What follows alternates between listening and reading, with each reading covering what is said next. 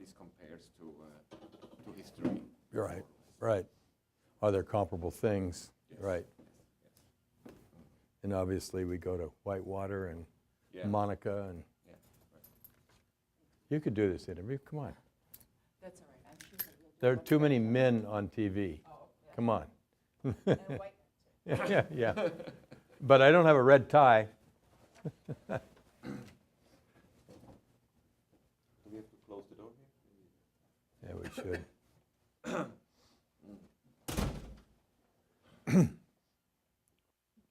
It's good. I wasn't, I was sort of busy today, but, I remembered you and you had good questions. So I said, what the hell, let's do it again, right? Okay, really? Oh, I don't know if I have good questions. Well, today. I don't want to disappoint you. European reporters are better generally because they have more time and they ask better questions. Okay, can you say this on the record here? Yeah, I just said it. Okay, good. Good. I send it to Zurich then. Okay, okay. So the whole way that Trump is handling this Russiagate, how would you comment on this, generally spoken? Well, I have a feeling of deja vu.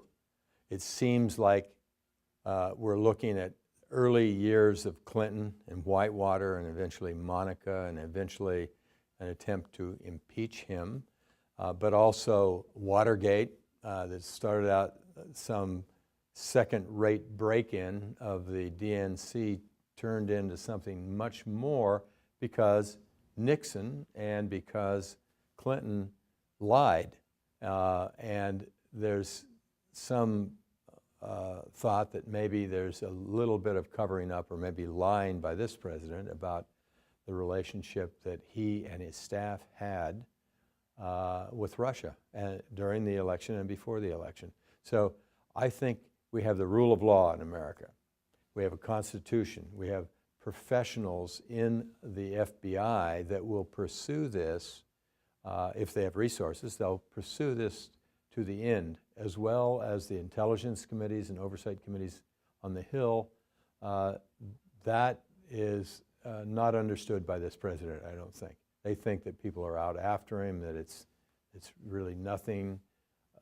It seems like there is something there, and we'll have due process and investigate it, as we did with Nixon and Clinton. So it's hard to believe the way he behaves that there is nothing there, because he really behaves like someone who covers up something. How does this compare to Nixon, really concrete spoken? Well, when presidents deny things and it looks like they're covering it up, it gets worse. That happened to Nixon, that happened to Clinton, and it's happening to the president right now. It's like a slow motion accident happening. That's why I started out by saying it's deja vu. It looks like we've seen this movie before. And I think that it's not going to end well for him. I'm not saying he'll be impeached, but I am saying that it undermines the office of the presidency and it undermines his capacity to lead.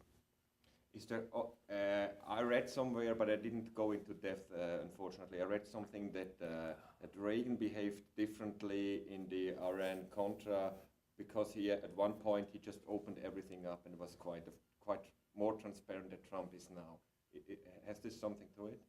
I think that if people, whether they're in the presidency, in the White House, lower level, House, Senate, and something happens, it's better just to lay it all out and tell the truth, take the hit, and go forward. Reagan had that capacity to do that. Ford didn't have a chance to do it as really the appointee after Nixon. LBJ, he covered things up about Vietnam, and it hurt him in the end. It hurt him in the polls, and he eventually didn't run. So it hurts the integrity and support of a president when they seem to be covering up or lying. So, like the firing of Comey, where do you see the danger that there is going to be more leaks now out of the FBI, out of the intelligence community, maybe from Comey himself, just because of things that happened this week? I think that there have been very few leaks out of the FBI. That is a hypothesis of the President of the United States. I don't see that. I think everything that's come out of the FBI has sort of come out publicly in hearings on the Hill, and they have the right to oversee what's going on and ask questions, and the Comey, the then director, has the responsibility to answer them. I think most of the information has come out that way. I would be very surprised if there are leaks out of the FBI. Now, Comey's position now, where he knows a lot of information about this, is different. Sorry. Yes? Sorry, go ahead. Comey's position is different. I doubt very much whether he'll feel comfortable talking about this case now that he's been fired. And, well, I think he respects the office. He respects what he has done as a public official, and I think he probably will think as a private citizen that unless he's subpoenaed to say something, and probably in a confidential setting, he won't say much. So the way the White House and Trump have communicated this week was quite a mess, right? What does it say?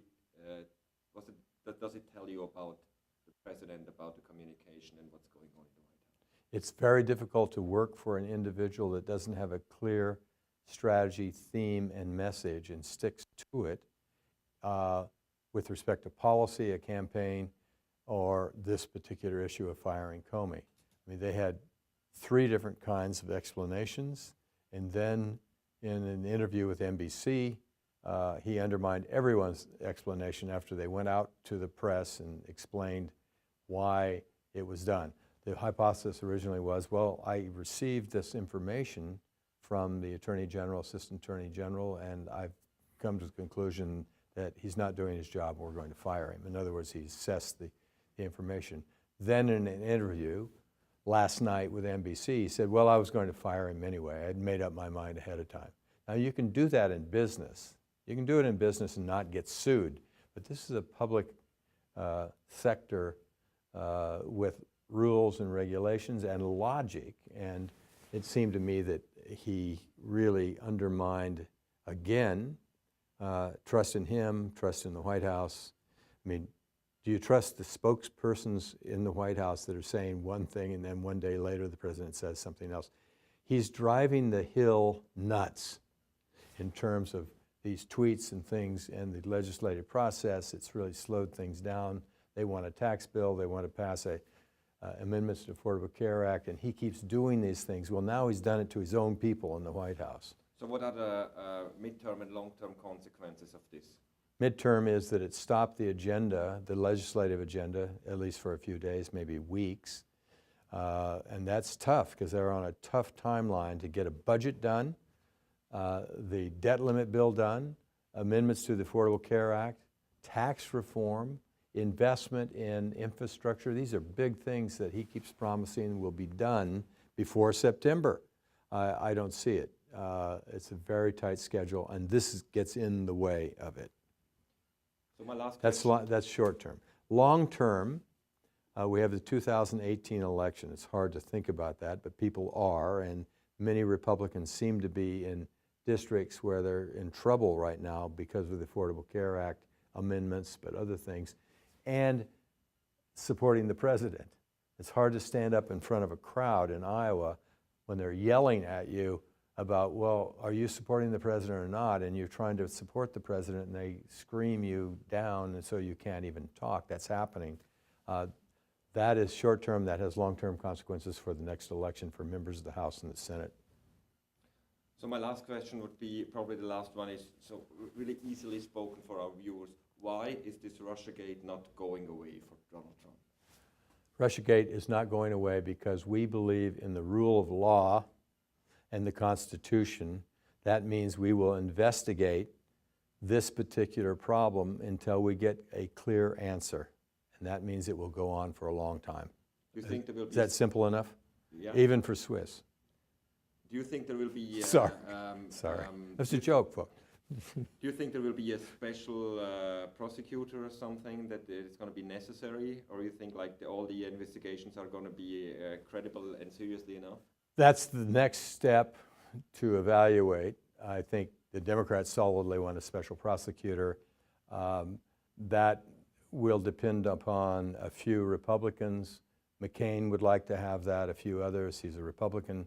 And remember, the majority of the Republicans is very close. If you lose 2, 3, 4 people, then it sort of tumbles over into, yes, we're going to have a special prosecutor. So it might happen. Right? I don't know. I don't know either.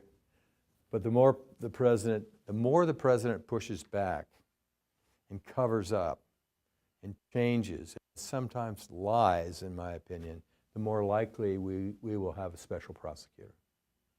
Remember, Sessions was part of this Russian problem, and he's the Attorney General running the Justice Department who helped fire Comey.